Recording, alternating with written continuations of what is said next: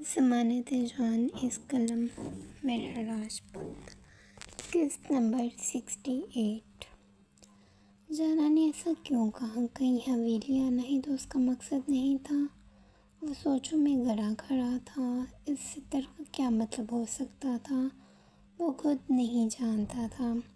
اگر اس نے کسی سے کال پر بات کی ہے تو وہ کال میرے پاس کیوں نہیں آئی؟ اس کے سب میسج اور کال سریام کو اپنے موبائل پر شو ہوتی تھی، پھر یہ کیوں نہ ہو سکی؟ ابھی وہ یہ سب سوچ ہی رہا تھا کہ اچانک سریام کی نگاہ جانا کے موبائل پر گئی جو سائڈ ٹیبل پر ہی پڑا تھا۔ سریام نے موبائل اٹھایا اور لاک کھول لیا۔ پہلے وہ میسج باکس میں گیا، وہاں ایسا کچھ نہیں تھا۔ پھر اس نے کال بار کھولا، وہاں بھی کچھ منٹس پہلے کی کوئی کال نہیں تھی۔ سریام کو گڑبڑ کا احساس ہوا۔ ریکارڈنگ میں وہ کسی سے کال پر بات کر رہی تھی، لیکن اس کی کال ہسٹری میں تو کوئی کال نہیں تھی۔ اگر سریام یہ بھی مان لیتا کہ وہ ڈیلیٹ کر چکی ہے، لیکن وہ کال سریام کے پاس تو ہونی تھی نا۔ صاف ظاہر ہو رہا تھا اس نے کال اس نمبر سے نہیں کی تھی۔ کیا وہ 2 نمبر استعمال کر رہی ہے؟ پہلا خیال ہی اس کے ذہن میں یہ آیا تھا۔ دفتن سریام نے پن اٹھائی اور ہول میں ڈال دی۔ سم جیکٹ باہر آئی، جسے دیکھے 2 پل سریام کی آنکھیں پھیل گئیں۔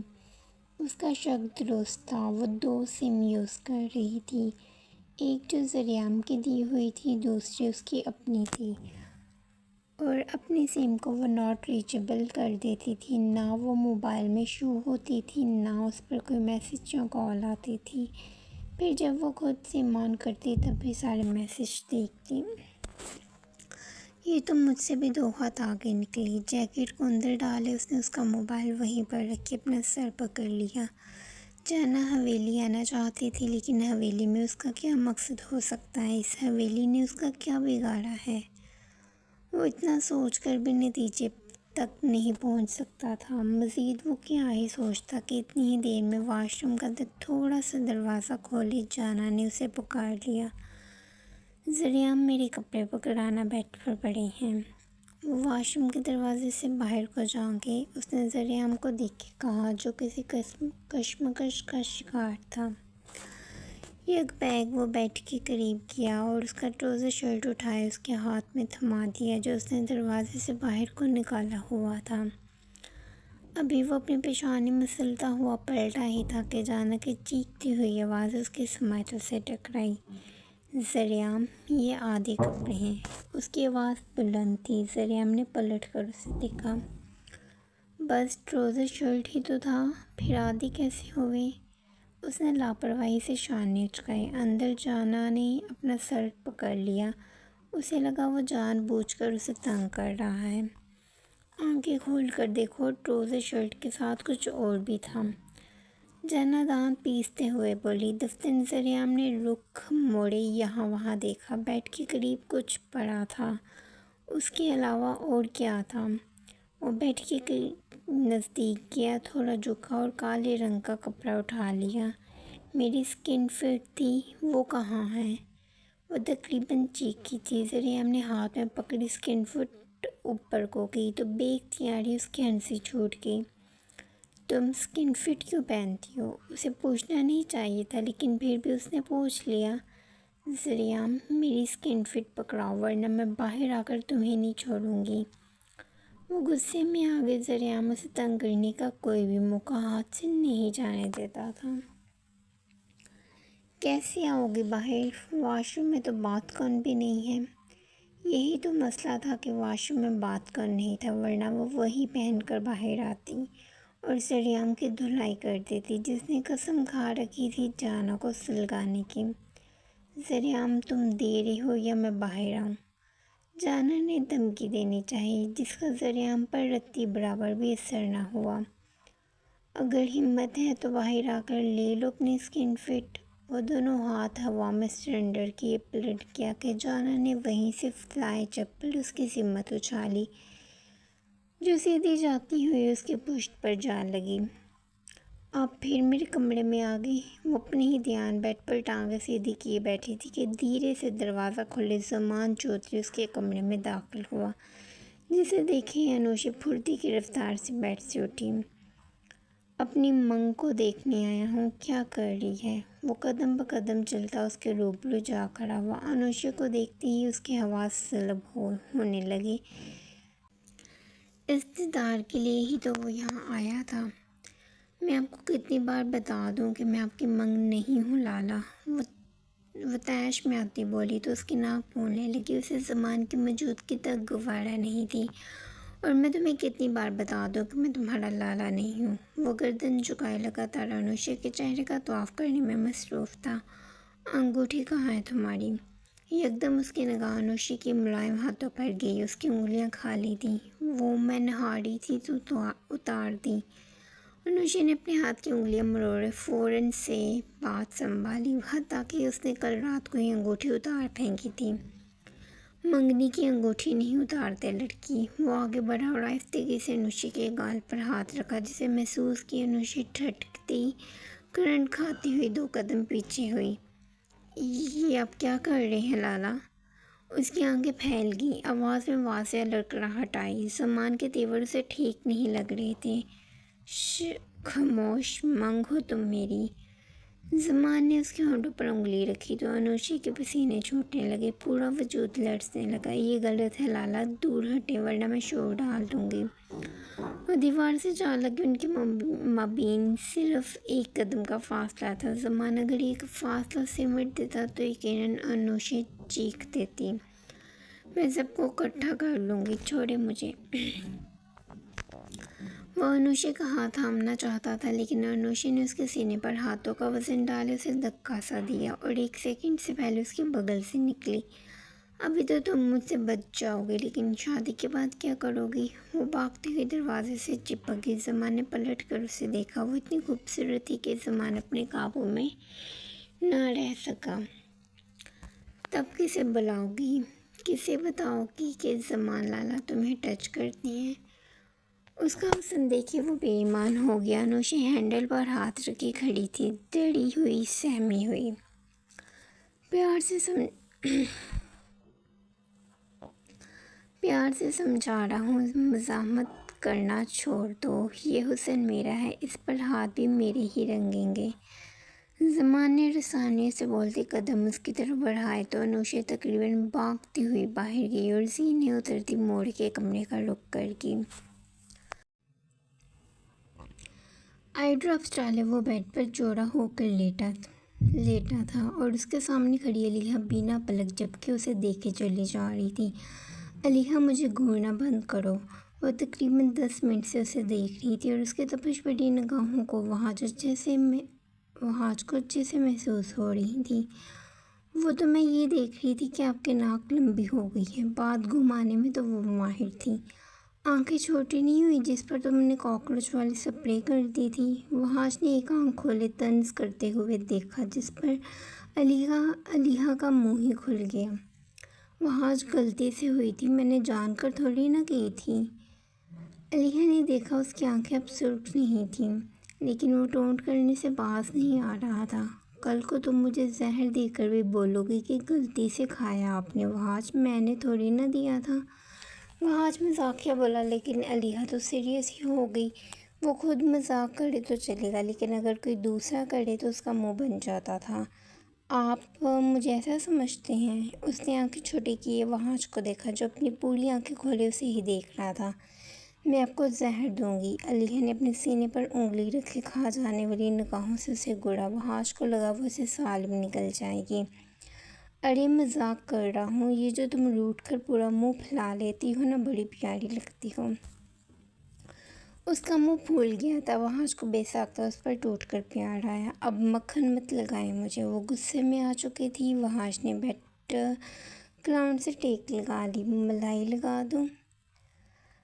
وہ ابھی تک مذاق کے موڈ میں تھا۔ علیحہ کی ناک پھولنے لگی۔ وہ لڑنے کے لیے اس کے پاس تو نہیں کھڑی تھی۔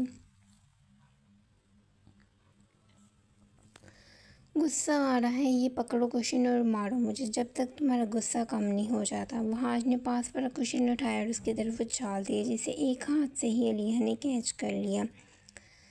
اتنی خوش تھی میں، لیکن آپ سے برداشت نہیں ہوتا۔ اس نے کھینچ کر وہ کوشن وہاج کو دے مارا۔ وہ اچھا ہے یہ ایک طرف، لیکن لڑائی ایک طرف۔ اچھا یہاں آؤ۔ کوشن کیچ کیے اس نے ہاتھ کے اشارے سے علیہ کو اپنے قریب آنے کا کہا۔ اب کیا ہے؟ وہ بیزار نظر آئی۔ یہاں آؤ بتاتا ہوں۔ وہ آنکھیں گھماتی ہوئی اس کے نزدیک بیڈ پر جا بیٹھی۔ ہاتھ دو اپنا، وہاج نے حکم دیا تو علیہ اس کا چہرہ تکنے لگی۔ اس کا ہاتھ کیوں مانگ رہا تھا؟ کیوں؟ کیا کرنا ہے؟ وہ سمجھ نہ سکی۔ دو نا، پھر بتاتا ہوں۔ وہ اپنا ہاتھ آگے کرنے ہی والی تھی کہ نہ جانے کس سوچ کے تحت رک گئی۔ وہاج منتظر تھا، لیکن اگلے ہی لمحے علیہ کا ہاتھ اٹھا اور ٹھاس سے وہاج کے گال پر جا لگا۔ تھپڑ کیوں مارا؟ اپنی گال پر ہاتھ رکھے اس نے ناسمجھی سے علیہ کو دیکھا، جو تھوڑا پیچھے کو ہو گئی۔ آپ نے ہی تو کہا تھا ہاتھ دو، میں نے دے دیا۔ پل بھر میں وہ معصوم بنی، جیسے وہ ناسمجھ بچی ہو، وہاج کی بات کا مطلب نہ سمجھی ہو۔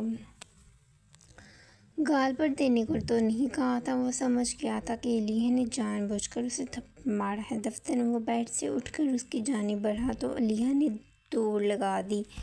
اب رکو ذرا تم۔ وہ باہر کو بھاگی تو وہاج اس کے پیچھے بھاگا۔ ان دونوں نے پوری حویلی میں ادھم مچا دیا تھا۔ وہ آگے آگے تھی اور وہاج اس کے پیچھے پیچھے۔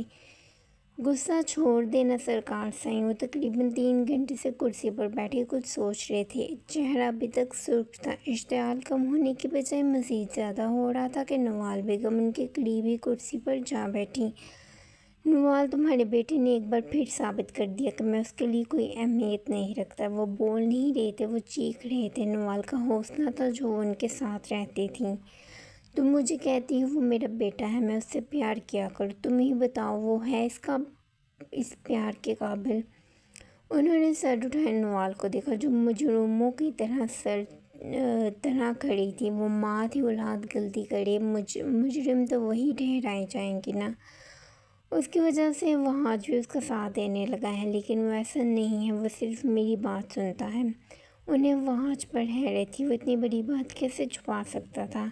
اچھا بس کریں سرکار سائیں، میں خود حیران ہوں، ذریعہ نے کبھی مجھے بھی اس بارے میں کچھ نہیں بتایا۔ نوال کا رخ ان کی طرف تھا، لیکن وہ نوال کو نہیں دیکھ رہے تھے۔ کیسے بتاتا؟ وہ ہمیں کچھ سمجھتا تو بتاتا نا۔ وہ چن چن کر باتیں کیا کرتے تھے۔ اب آپ کیا کریں گے؟ آپ انہیں حویلی لے آئے ہیں، یہ بات جلد ہی قبیلے میں پھیل جائے گی۔ نوال الگ ٹینشن میں تھی، انہیں ڈر تھا بس کچھ برا نہ ہو۔ حویلی نہ لاتا تو کیا کرتا؟ وہ جس کاٹیج میں رہ رہا تھا وہاں اگلے ہفتے میں نے جلسہ رکھوایا تھا۔ اچھا ہوا جو ہم پہلے ہی چلے گئے، ورنہ اس وقت مجھے کتنی بے عزتی کا سامنا کرنا پڑتا۔ یلدرم کا بس نہ چلتا، وہ ذریعہ سمیت اس لڑکی کو حویلی سے باہر نکال دیتے، لیکن انہیں ایسا نہیں کرنا تھا۔ انہیں اپنی عزت بھی بچانی تھی اور معاملہ بھی سنوارنا تھا، لیکن کیسے؟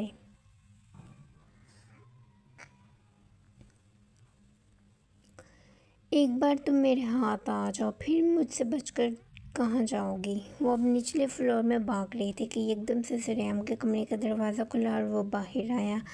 اس سے پہلے کہ علیہ سنبھلتی اور بریک لگاتی، مگر ذریعہ کے سامنے آ جانے کی وجہ سے اس کی کسرتی وجود سے جا ٹکرائی۔ تم دونوں بھائیوں نے باڈی رکھی ہوئی ہے یا پتھر؟ علیہ نے اپنی پیشانی مسلی۔ وہاج پیچھے سے اس کی کلائی تھامنے ہی لگا تھا کہ وہ پھرتی کی رفتار سے ذریعہ کے پیچھے جا چھپی۔ ذریعہ پیچھے ہٹ جا۔ وہ زہریلی نگاہوں سے ذریعہ کو گھورنے لگا تھا، اس کی مداخلت وہاج کو ناگوار گزر رہی تھی۔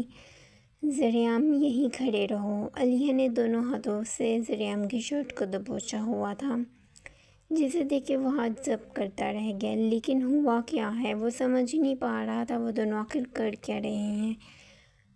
میں نے بس ان کو تھوڑا سا تھپڑ ہی مارا ہے۔ وہ فوراً بھولی بن گئی۔ بس تھوڑا سا؟ وہاج نے ایک اپروچ کا اسے گھورا۔ آپ نے ہی تو کہا تھا۔ غصہ آئے تو مجھے مار لینا۔ وہ ذریعہ کے پیچھے سے ہی اسے دیکھ رہی تھی کہ وہاج نے بمشکل اپنی ہنسی کنٹرول کی۔ لالا، آپ نے اپنی 5 فٹ بیوی سے تھپڑ کھا لیا؟ سریام نے مصنوعی حیرت ظاہر کی تو یک بیگ علیحہ نے اس کی پشت پر چپیٹ رسید کی۔ اور شٹ اپ ذریعہ، 5 فٹ کی نہیں ہوں میں۔ وہ غصہ ہوئی۔ ذریعہ نے اس کی ہائٹ اتنی چھوٹی کر دی تھی۔ علیحہ یہاں آؤ، کچھ نہیں کہوں گا۔ وہاج اسے پکڑتا تھا لیکن علیحہ پیچھے ہو جاتی تھی۔ اگر وہ ذریعہ کو دور کرنے کی کوشش بھی کرتا تو وہ اسے ہونے ہی نہیں دے رہی تھی۔ علیحہ، آپ نے صرف ایک تھپڑ مارا، مجھے لگا 2-3 مارے ہوں گے۔ ذریعہ نے رخ موڑے اسے دیکھے استفسار کیا۔ اوئے بغیرت، باپی بولو، شرم کر، لالا ہوں میں تیرا۔ وہاج نے اسے شرم دلانی چاہی جو اس کے پاس سے بھی نہیں گزری تھی۔ ذریعہ تھوڑا سا سائیڈ میں ہی کھڑا تھا کہ اس بات کا فائدہ اٹھاتے وہاج نے عجلت میں علیحہ کا بازو پکڑا اور اسے سمجھ لگنے کا موقع دیے بغیر اسے اپنے ساتھ لگا لیا۔ اب بھاگ کر دکھاؤ، وہاج کہہ تنگ کرتے اس کے کان میں جھک بولا۔ علیحہ اس کی گرفت میں مچلنے لگی۔ تیری مسز کہاں ہے؟ ابھی اس نے ذریعہ سے پوچھا ہی تھا کہ جانا دروازے سے باہر آتی دکھائی دی۔ علیحہ کی اس کی طرف پوچھتی۔ علیحہ نے ابھی اسے نہیں دیکھا تھا۔ وہاج، چھوڑے، شرم کر لیں، آپ کا بھائی سامنے کھڑا ہے۔ وہ بھی کسے شرم دلا رہی تھی اور کس سے دلوا رہی تھی؟ جن دونوں کا آپس میں شرم سے کوئی ناتا ہی نہیں تھا۔